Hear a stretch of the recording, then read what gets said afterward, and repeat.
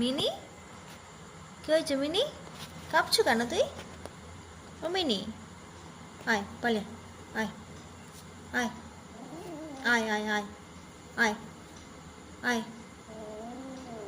আয়। ও মিনি, কি হয়েছে মিনি?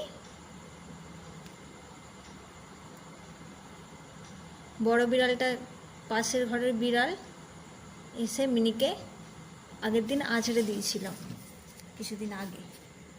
এই যে কাটাকাটি হয়ে গেছিলো,